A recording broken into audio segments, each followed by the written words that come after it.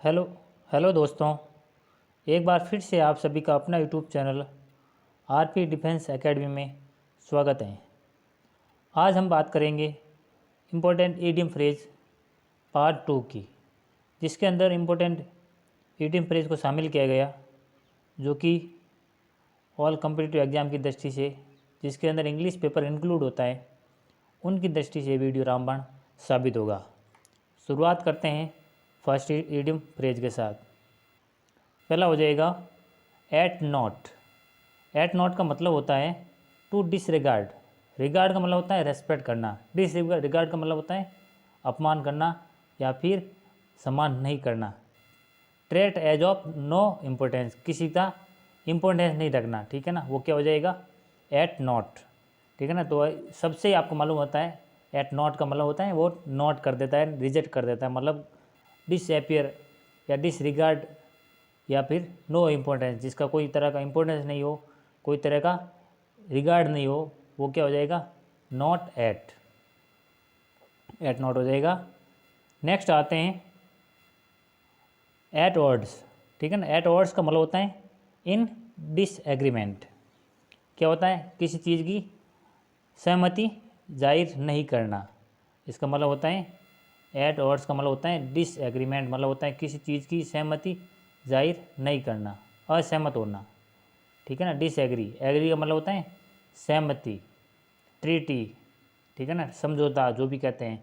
और डिस यहाँ पर प्रीफिक्स लगा हुआ है, जो इसका मतलब क्या होता है नेगेटिव सेंस आता है, जिसका मतलब होता है असहमत होना एट ऑड्स। ये ईडियम फ्रेज की सीरीज चल रही है, जो कि आपके ऑल कॉम्पिटिटिव एग्जाम की दृष्टि से, और जब आप लोग कंप्रिहेंसिव पैसेज सॉल्यूशन करेंगे तो उनके अंदर ये ईडियम फ्रेज बहुत ज़्यादा काम आती हैं। नेक्स्ट आते हैं एट सी। एट सी का मतलब होता है टू बी कन्फ्यूज्ड। एट सी, सी का मतलब होता है समुद्र, और जब व्यक्ति समुद्र में जाता है ना, वो चारों दिशाओं के अंदर कन्फ्यूज हो जाता है, ठीक है ना। तो उस ट्रिक से आपको याद रखना है एट सी का मतलब होता है टू बी कन्फ्यूज, ठीक है ना। तो समुद्र के अंदर जाने वाला व्यक्ति क्या हो जाता है कन्फ्यूज हो जाता है, उसके अकॉर्डिंग आपको याद रखना है। आते हैं next at one's back and call, ठीक है ना।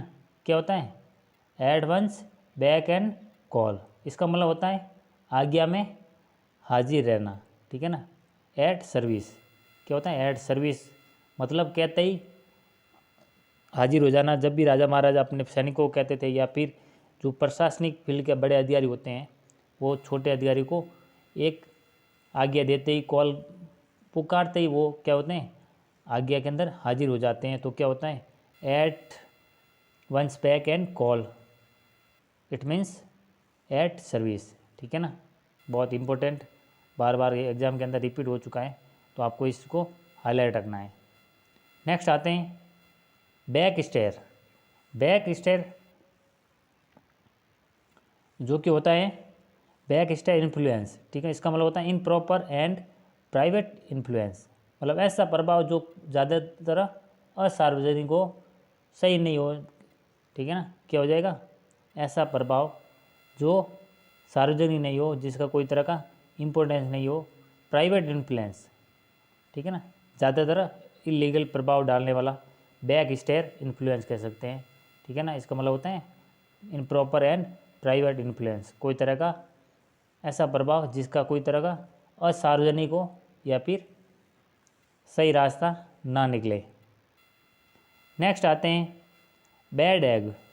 बैड एग का मतलब होता है वर्थलेस पर्सन, बेकार आदमी, अवांछनीय, ठीक है ना, मतलब जिसका कोई तरह का इम्पोर्टेंस नहीं हो, ठीक है ना, बैड एग, ठीक है ना। वर्थलेस मतलब होता है, वर्थ का मतलब होता है यूजफुल है, वर्थलेस मतलब होता है यूजलेस, ठीक है ना। यूजलेस पर्सन या फिर नॉन सेंस पर्सन, जिसका कोई इंपॉर्टेंस नहीं हो, एज ए करेक्टराइज, ठीक है ना। तो बैड एग का मतलब होता है वर्थलेस।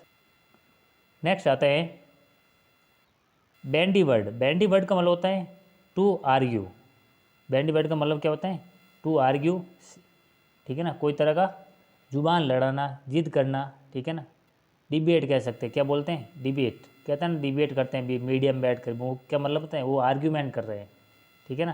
आर्ग्यूमेंट, आर्ग्यूमेंट का मतलब होता है बहस करना, जिद करना, ठीक है ना। तो बैंडी वर्ड का मतलब क्या हो जाएगा ऐसे वर्ड बोलना जो एक विवाद का कारण बने, टू आर्ग्यू, ठीक है ना। तो बैंडी वर्ड क्या हो जाएगा, टू आर्ग्यू।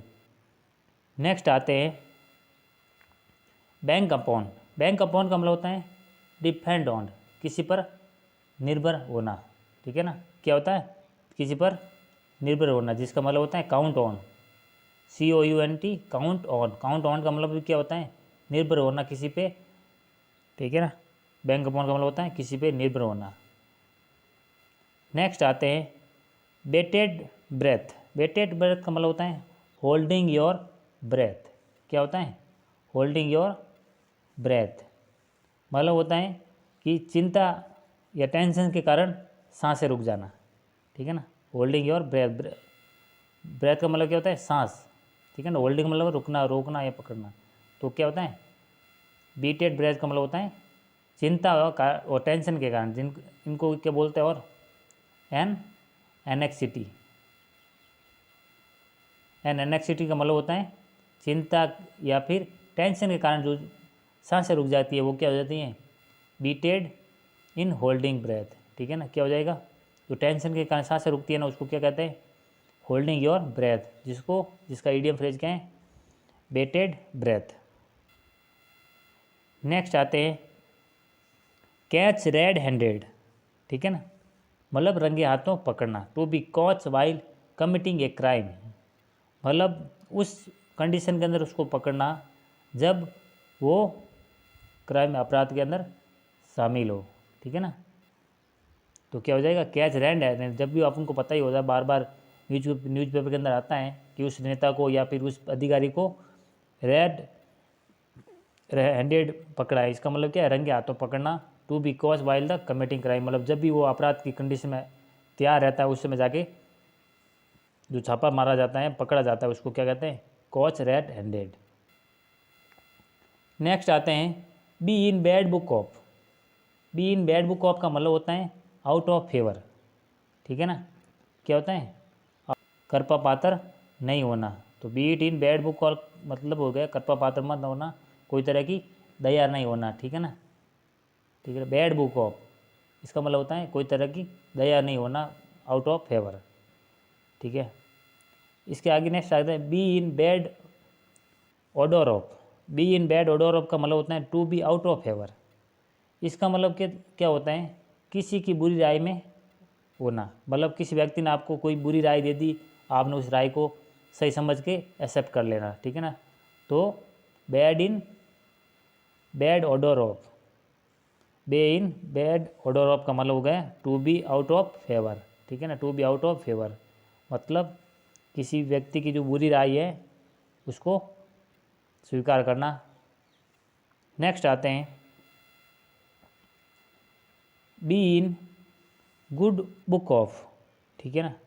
एक जो आपने पहले वर्ड पढ़ा ही है be in bad order of, इसका मतलब होता है बुरी राय में फंसना, ठीक है। और नीचे इंपॉर्टेंट दे रखा है be in good book of. आपके कन्फ्यूजन के लिए वर्ड दोनों आ सकते हैं, काफ़ी इंपॉर्टेंट वर्ड है एग्जाम की दृष्टि से।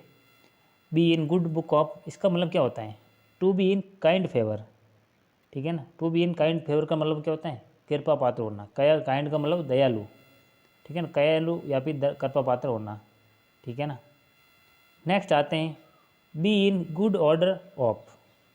क्या होता है, be in good order of इसका मतलब होता है किसी की अच्छी राय में होना।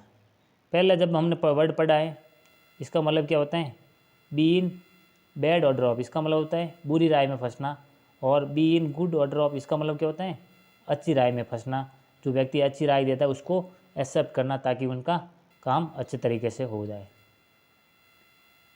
नेक्स्ट आते हैं be in the driving seat.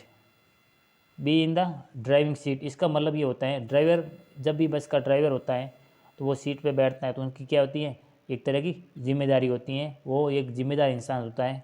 To take the whole responsibility, जो टू टेक मतलब लेना, टू ऑल मतलब संपूर्ण जिम्मेदारी, रेस्पॉन्सिबिलिटी मतलब होता है जिम्मेदारी, जो पूरी जिम्मेदारी लेने वाला होता है वो क्या होता है, be in the driving seat. यानी फैमिली के अंदर हमारा बुजुर्ग लोग जो दादा या पेरेंट्स है वो क्या होते हैं, हमारे परिवार की क्या होते हैं, ड्राइविंग सीट होते हैं।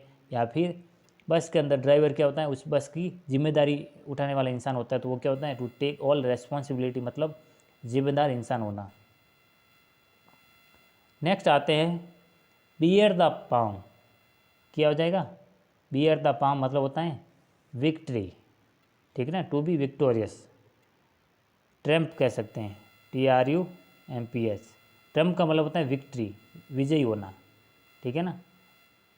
Bear the palm, bear the palm का मतलब क्या होता है, टू बी विक्टोरियस मतलब, या फिर ट्रम्प, ट्रम्प का मतलब विजय, ठीक है ना। उस अकॉर्डिंग आपको याद रखना है। इसका मतलब होता है बियर द पाम का मतलब होता है टू बी विक्टोरियस, विजयी होना, कोई भी जीत हासिल करना। आई होप ये इडियम फ्रेज की जो पार्ट 2 है वो आपके लिए बहुत ही लाभदायक साबित होगा। तो ज़्यादा से ज़्यादा लोगों तक शेयर करें इस पार्ट को, और चैनल पर ना हो तो सब्सक्राइब जरूर करें ताकि हमारे इंपॉर्टेंट वीडियोज़ की नोटिफिकेशन आपको प्राप्त होते रहे, और लाइक भी करें तथा ज़्यादा से ज़्यादा स्टूडेंट से शेयर करने का प्रयास करें। मिलते हैं नेक्स्ट स्पेशल टॉपिक के साथ, तब तक के लिए आसपास सफाई रखें और देश के जवानों और महिलाओं का सम्मान करें। जय हिंद, जय भारत।